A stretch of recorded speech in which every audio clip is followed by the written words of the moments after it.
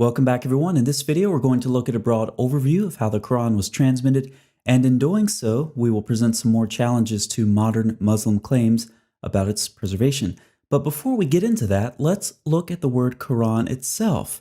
Many Muslims want to insist that the word means recitation. First of all, Quran means recitation. فإذا قرأناه فاتبع قرآنه. The main source for the transmission of Quran is the oral recitation. Did you catch that? They want the Quran to mean recitation and only recitation. They want to limit the possible range of definitions of the word to recitation because they feel it strengthens their case for the oral transmission of the Quran. For some reason, they believe this is where their best arguments are. However, about the word Quran, Yasir Qadhi states, the most popular opinion, and the opinion held by Tabari, is that the word Quran is derived from qara'a, which means to read, to recite. Quran thus translates as the recitation or the reading. Now this is nothing new except to some Muslim apologists, I suppose, but it's been long acknowledged that Quran can mean read or recite. Let's look at a couple examples. It's a Quran that we have revealed in portions so that you may read it. It's a discourse that can be read. It's a Quran that can be read. And it's a book of which the verses are made plain, an Arabic Quran. So translators acknowledge just what Yasir Qadhi said. Quran can mean reading or recitation. It can be used even in parallel with a book or along with the verb to read. But why the uncertainty? Quran is, I think we would agree, a fairly important word for Muslims. Why does Yasir Qadhi talk about the popular opinion for the definition of the word? Well, if we look this word up on Quran Gateway, it gets a foreign word tag. It turns out Quran is one of those foreign words of the Quran. Arthur Jeffrey, among others, has analyzed this word in depth, comparing it to other Semitic languages, concluding, in his day it was largely thought to derive from Syriac, meaning the reading, and there's little doubt that the word came to Muhammad from Christian sources. So Muslims, do not intentionally limit the definition of Quran in order to try to strengthen your case about the oral transmission of it. Do not say Quran equals recitation. Just admit that Quran is one of the foreign words of the Quran and its precise meaning may be undetermined.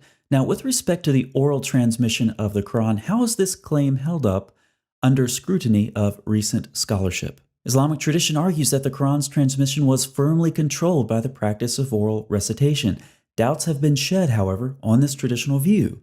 There is mounting evidence that the Quran text, or parts of it at least, must at some stage in its history have been transmitted in purely written form without the benefit of a controlling tradition of active recitation. James Bellamy states about the variant readings that he cites in his article, they're important because they prove there was no oral tradition stemming directly from the Prophet strong enough to overcome all the uncertainties inherent in the writing system. Yet another scholar, Devin Stewart, says the tradition of Quranic recitation can be shown to ignore or run roughshod over many discernible or retrievable features of the text, particularly with regard to rhyme, that must represent the oldest stage of its performance. Many of the variants may plausibly have arisen through oral transmission, many others cannot, being based on graphic and not phonic resemblance. Numerous examples are cited by these scholars. Here's one from Stewart. The transliteration shows the difference in sound, illustrating nicely Stewart's point, though of course the graphic similarities are lost in transliteration. So we have indication from the manuscripts that the oral transmission of the Quran broke down. But how early did this happen?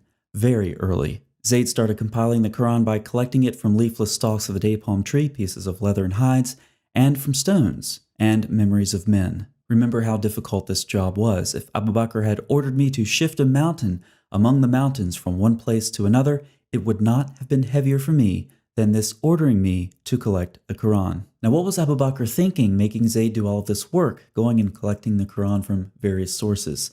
If the Quran was so well preserved in the memories of Muslims, then the Caliph should have just called 2 or 3 reciters, have them sit down at a table, they recite, Zayd writes. It's as simple as that. The only problem that Zayd should have had was a tired hand from all of that writing, but that's not the case. He had to go collect the Quran from various sources, some of them written. So we have indication from the Muslim sources themselves that within about a year after Muhammad's death, the oral transmission of the Quran had already broken down. Now we all know that the standard Quran comes from the Hafs recitation. So let's take a look at the Isnad. Samuel Green made this diagram based off of the text below it, which comes from the Islamic Awareness website. Now there are several problems here, so let's talk about them. For example, we have reports that the Qurans of Ibn Masud and Ubay didn't match each other, or the modern Quran. So how could they be in the same Isnad for Hafs? But for now, I want to focus on one specific problem with this Isnad. Looking at the bottom left of the diagram, we know that Abu Bakr commissioned Zayd some point around 633, and already, about 1 year after the traditional date for Muhammad's death, Zayd already had problems collecting the Quran. And now we see the problem with this Isnad. It's incomplete. Zayd used sources, and they should have Isnads. Someone had to write the Quran on the stones that Zayd used, same for the leather and the palm stalks. What were their names? Why aren't they in the Isnad? What about the men Zayd called on? Were their memories reliable? What were their names? Why aren't they in the Isnad? From the very beginning then, we see that the Quran was fragmented. The oral transmission broke down. Zayd had to collect the Quran from various sources. But just how fragmented was it? In other words, I want to know which surahs came from where. Which surahs were written on the stones that Zayd used, for example? Surahs 1 through 5? Maybe surahs 20 through 24 came from the memories of men. Maybe surahs 30 through 40 were written on the leather hides that Zayd collected. I want to know which surahs came from where. Muslims can't tell us. They want to act like the Quran originally went back to one single source. That's not the case. Now let's go back to this Isnad and look at some of the names on the bottom. These are very big names, of course: Uthman, Ubay, Zayd, Abdul ibn Masud, and we have good reason to think that none of these readings made it through a critical period in the history of the Quran in the early 8th century. And here we go again, featuring Caliph Abdul Malik and his general al-Hajjaj. He mocked Ibn Masud, saying, "How I wonder about him. He claimed to have read the original Quran of God. I swear by God that it is just a piece of Raja's poetry of the Bedouins." He also said, "Ibn Masud is the chief of hypocrites. If I had lived in the same time as his, I would have soaked the ground with his blood." Al-Hajjaj would often threaten to kill the people of Kufa should they not cease following the reading of Ibn Masud. And he swore that he would erase Ibn Masud's reading from the Mus'haf with the rib of a swine. So let's compare and contrast the opinions on Ibn Masud. Muhammad said, "Learn the Quran from him." Al-Hajjaj said he was a chief hypocrite who should have been killed. "I would have soaked the ground with his blood. I would erase his reading with a swine's rib, and I'll kill you if you follow his reading." Oh, and by the way, Muslims, I already know every source I cite in this video that you don't like is weak, and you will reject it. So go ahead and post more of those ad hoc responses in the comments section below. Now, as we discussed previously, Al-Hajjaj made his own recension of the Quran and destroyed competing readings. But his destruction was not limited to public property like the case of Uthman, but rather included both public and private property. Al-Hajjaj was thorough, if nothing else. Remember all of those very important names that we saw at the bottom of the Isnad? As for the fate of the Codex of Ubay, the well-known Quran reader, Khalaf bin Hisham, speaks about the existing codex with skepticism.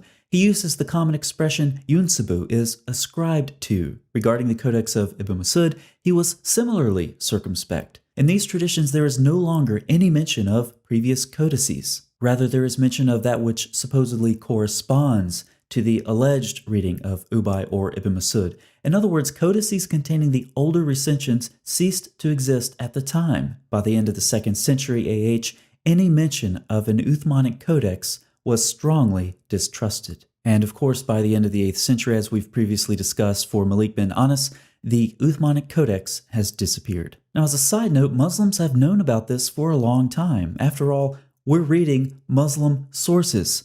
Yet, what have Muslims been telling the rest of the world?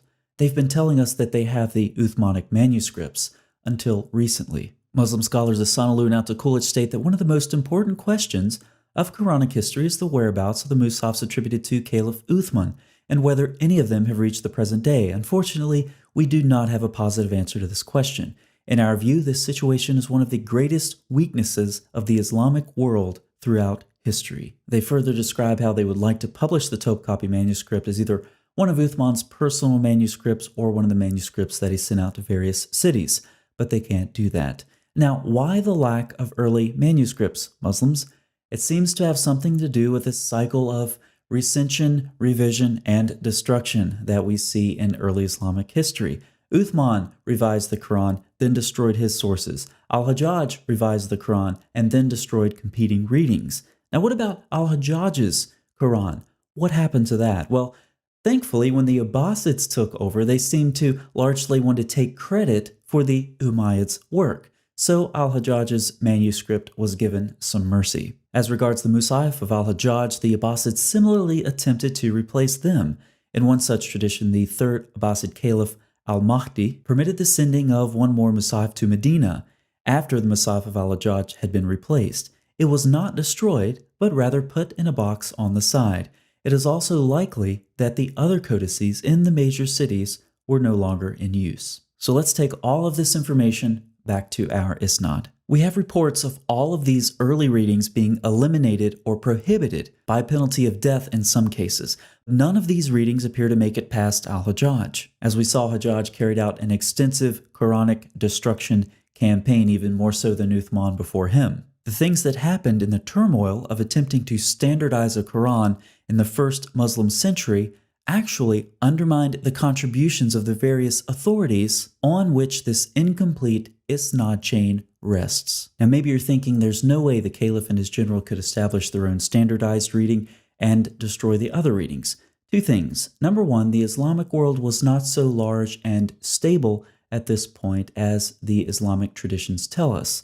Number two, think about what happened in 1924. In the early 20th century, the shape of the Quran would have seemed anything but clear. In fact, the Egyptian government was motivated to begin the project that will lead to the Cairo Quran edition due to the variants found in the Quranic text that they had been importing for state schools. It's at this point that they standardized the Hafs version and destroyed the variant Qurans by sinking them in the Nile River. Through the following decades, this Quran quickly became the standard reading throughout the Muslim world. If Egypt could do this in 1924, why not Al-Hajjaj in the early 8th century? Now let's look at some additional problems with Hafs. There is no unanimity over its precise shape. 4 different lines of transmission are claimed for it, and discrepancies abound in the various texts claiming to transmit it. And when it comes to discrepancies or differences within various Qurans, most Muslims simply do not have a mental framework to process such a concept. Perfect preservation has been drilled into their minds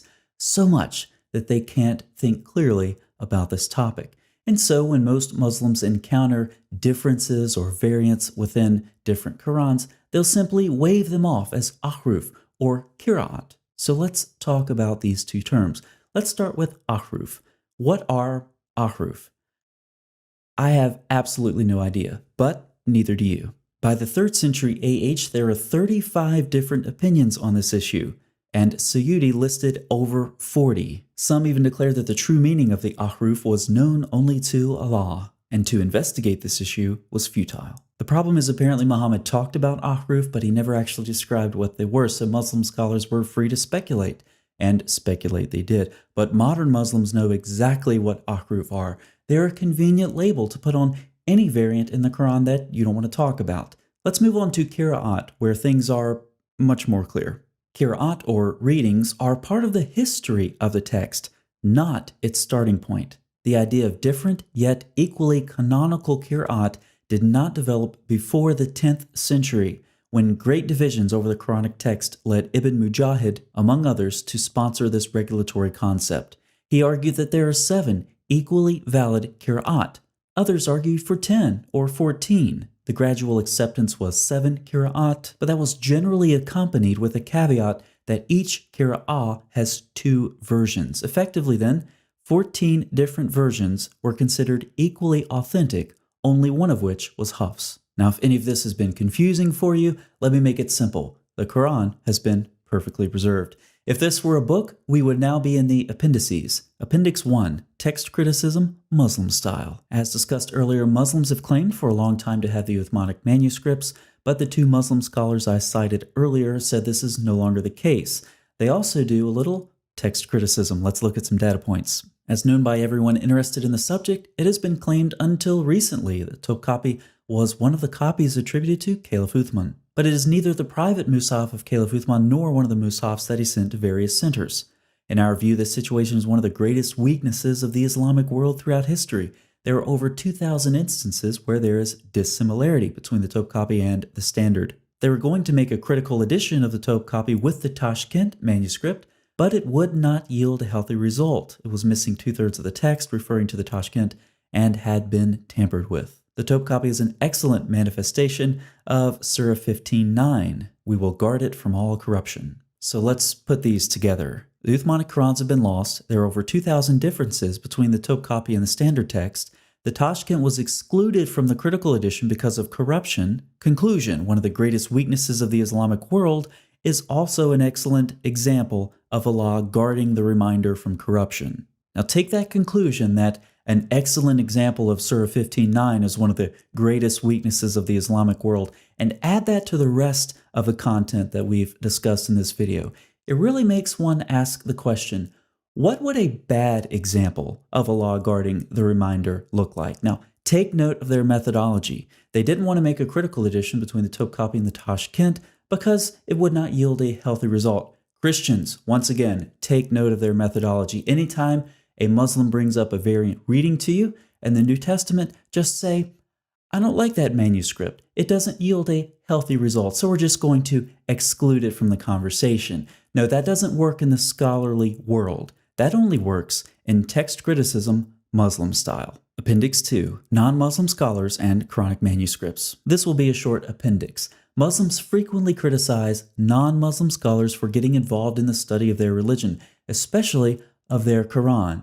Now, why on earth would non-Muslims need to get involved with the study of the history, transmission, and text of the Quran? If you do not know the answer to this question, see Appendix 1. Appendix 3, the transmission of the New Testament meets the Quran's criteria for strong evidence over claims of oral transmission of the Quran. Within the context of a debt contract, the Quran states writing is more just in the sight of Allah and stronger as evidence, and more likely to prevent doubt between you. Allah doesn't trust Muslims to memorize a simple debt contract. About the Quran, Muhammad said, it escapes the hearts of men faster than a camel when it's released from its tying rope. If you've ever released a camel from its tying rope, let me know how fast that is in the comments section. Yet Muslims claim to have preserved the Quran faithfully in memory over centuries. The New Testament, by contrast, is preserved in writing, in New Testament manuscripts, as well as quotations and allusions to Scripture made by the patristic authors. The New Testament, ironically, meets the Quran's criteria for better preservation, for more reliable transmission than what Muslims claim about the Quran itself. Appendix 4, Allah will guard the reminders. We've already discussed Surah 15:9, and you can see I have two translations up for you. The first is Sahih International. It's concealing something. The Arabic does not say Quran in this verse. It says al-dhikra, the reminder. Now, why would some Muslims do this? Why would they translate Quran when Quran is not what's in the Arabic? I suspect it's to conceal an inconsistency. The prior revelations are all referred to by the same word. In context, it refers to the Torah in Surah 21:48 and 21:105, and to prior revelations in Surah 21:7. And notice in Surah 57:16, where the reminder is put on par with the scripture of old. So we see that the prior revelations are referred to as the reminder as well. And Allah said He would guard the reminder in Surah 59, yet Muslims claim that the other reminders have been corrupted. So how do we solve this problem? Ignore what the Quran says and just retranslate Surah 59 to apply only to the Quran to cover up the contradiction created by Muslims who claim the previous reminders have become corrupt in spite of Allah's protection. Appendix 5, Hafs is a liar burning in hell. The Shias love talking about this stuff. I'll put this link in a pinned comment for you.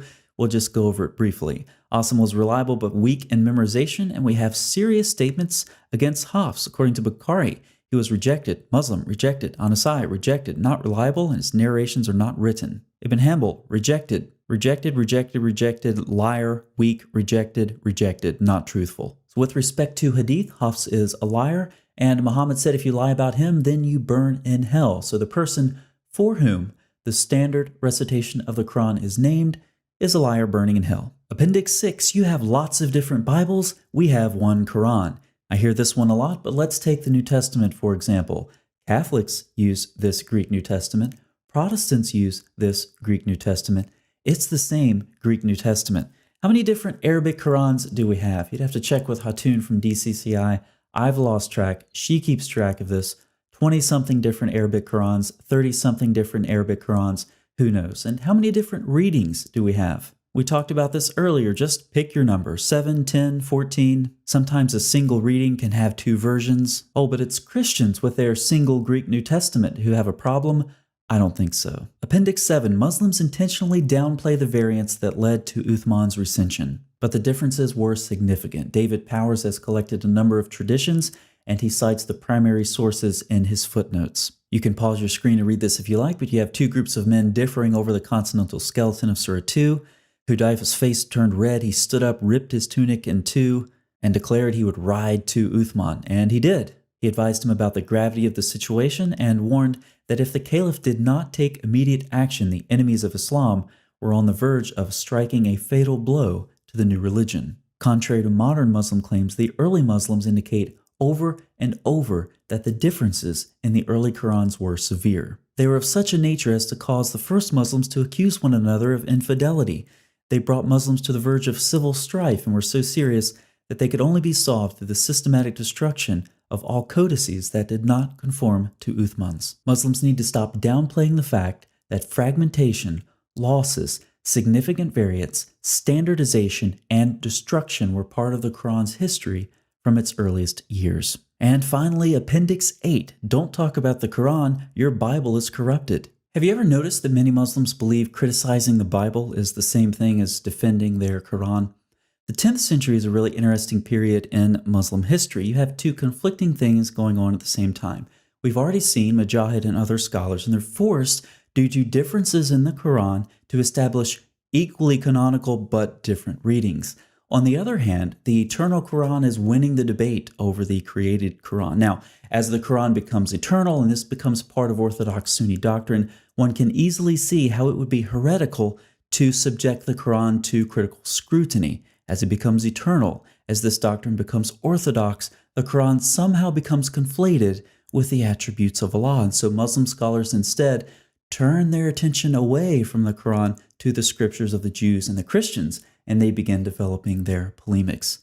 So when we see modern Muslims today exempting their own scriptures from critical scrutiny, but subjecting the scriptures of the Jews and the Christians to the same, we see them reflecting theological presuppositions and methodologies that have been deeply embedded in the Muslim mind for centuries. See you next time.